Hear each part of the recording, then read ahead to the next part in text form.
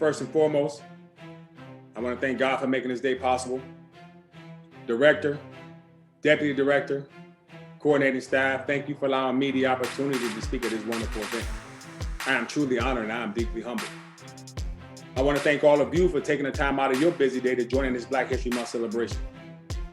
Just think, nearly 100 years ago, we did not have Black History Month. We had Negro History Week. And it always took place during the second week of February to coincide with the birthdays of Abraham Lincoln and Frederick Douglas. It wasn't until nearly 40 years later that Black History Month was proposed by Black educators and Black United students at Kent University. Finally, in 1976, President Gerald Ford extended the week-long event that will become Black History Month. Black History Month was created to shed light on the contributions that African Americans made to the United States. And it covers all U.S. periods of history from the early days of the 16th century to those currently living in the U.S. And that, my friends, are part of the reason why we're here today. At some point or another, everyone is affected by the past. It could be something that happened 5 minutes ago, 5 days ago, or even 500 years ago. To talk about Black family structure, representation, identity, and diversity, one must speak of the past. Because the past shaped our present and will continue to form our future. In 1619, a Portuguese slave ship traveled across the Atlantic Ocean filled with human cargo from southwestern Africa. On that ship was about 350 men, women, and children. But not just any men and women and children. These people were from kingdoms. They were born free and they spoke several different languages. They had Black family structure, representation, and identity, but instead they are considered human cargo on a horrific journey destined for a life of enslavement in Mexico. Half of them died by the time that slave ship was seized by 2 English pirate ships, and instead of Mexico, it made way to the Virginia colony. During that same time, 2 of the first Africans to come to America named were Anthony and Isabella. They were slaves on the plantation of Captain William Tucker. They were a married couple, and in 1624 gave birth to the first documented African-American kid born in the United States, naming him William Tucker in the decency of their slave owner. They were one of many Black families broken. They no longer identified by birth name, but instead by color or a name provided by their slave owner. They no longer represented themselves, but instead a brand or a plantation that belonged to their master. With each passing year that Africans were enslaved, part of their African roots diminished. Although weakened, their bloodline still remained strong and dominant. According to history, 1619 was the beginning of slavery, but there has been Africans enslaved in this country as early as the 1500s. And although slavery ended December 18th, 1865, there were still Blacks enslaved and not allowed to go free. Slaves cannot change the past, and they were faced with 2 decisions. Either continue to live in the shadows and be defined by history, or step up and write their own story to define themselves. Many chose the latter. I don't want you to get the notion that all slaves were pushovers, because that is far from the truth. Many were strong and dominant and possessed skills that were unmatched by the very people who owned them. Many held on to their history and identity as they knew it, and had the determination to rise above the ashes by any means necessary. Take Elizabeth Keckley, whose father was also her slave master.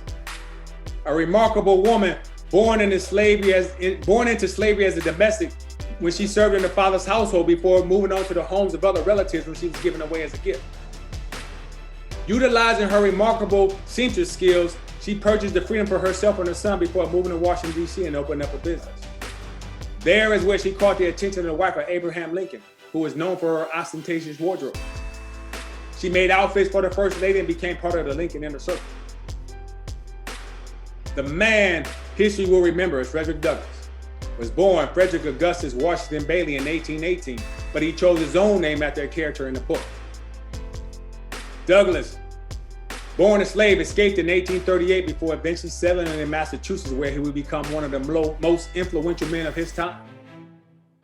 He sat and conferred with President Lincoln and gave his personal thoughts about the abolishment of slavery. And just like many other former slaves,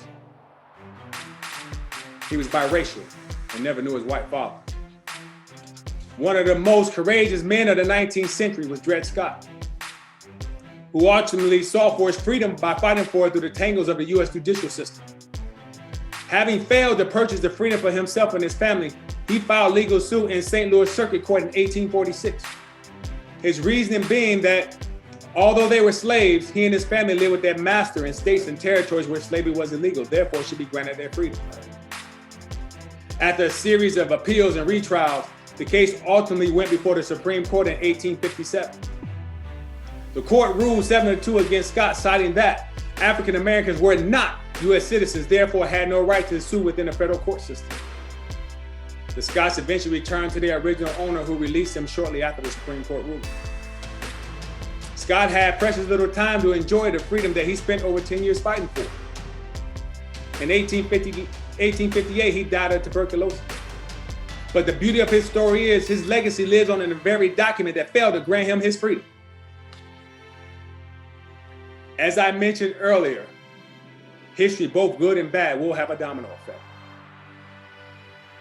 At some point or another, you will be affected by history. Without our past, people in our history books, such as Dr. Martin Luther King Jr., Rosa Parks, and John Lewis, may have been unknowns. Civil rights movement may have never been a thing, and Black History Month may have never become reality. Along with those icons I just mentioned, there were other people who did things that affect us on a daily basis. Marie Van Britton Brown, full-time nurse, created the first home security system. She identified the threats to her home and devised a system that would alert her when strangers would approach her door and notify relevant authorities as quickly as possible.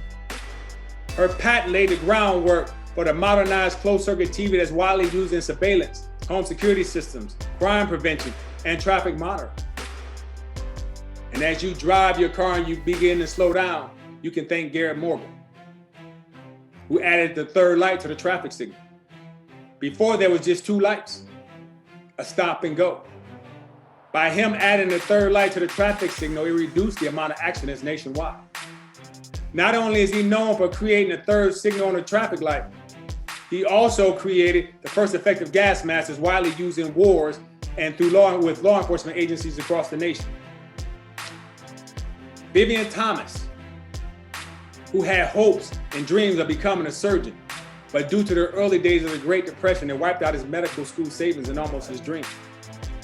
Although he was not a doctor, nor did he attend medical school, he developed a procedure that would treat blue baby syndrome. When the primary doctor performed the surgery, he needed Vivien Thomas in the room to look over his shoulder, offer suggestions, and give advice on surgical techniques. Eventually, Vivien was promoted to supervisor, and in 1976, Johns Hopkins University gave him an honorary doctorate. But because of certain restrictions, he received an honorary doctorate of laws instead of a medical doctorate. And although he trained hundreds of surgeons, he was never able to operate on a human being. Despite the obstacles placed in front of us, we will always prevail. We're constantly told, Blacks can't do this, Blacks can't do that. And yet again, we're faced with two decisions. Either accept defeat and embrace the pre-written narrative, or step up and write our own story and defy all odds. And again, we chose the latter.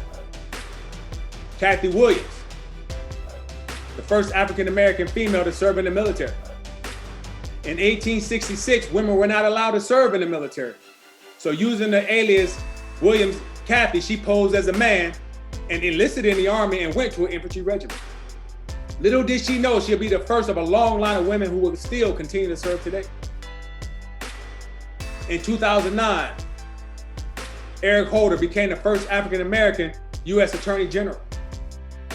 And in 2015, Loretta Lynch became the first African-American female to hold the same position. Jennifer King, one of few women to ever coach in the NFL, but the first Black woman to coach full-time when she was promoted to her current position in January 2021. Also in January 2021, Lloyd Austin, retired Army 4-star general who became the first African-American Secretary of Defense. And the few people that I just mentioned not only reinforced the Black family, but they represented us with dignity and their identity was beyond reproach. They are just a few names on a long list of African Americans who made history. We haven't even scratched the surface yet. Be proud of any African American who accomplishes anything. It could be from owning a small business to being the CEO of a Fortune 500 company. When you look at our history holistically, you'll note a lot of things has changed, but a lot of things remain the same. It is the 21st century, and despite what we accomplished, we are still looked at and treated differently because of the color of our skin.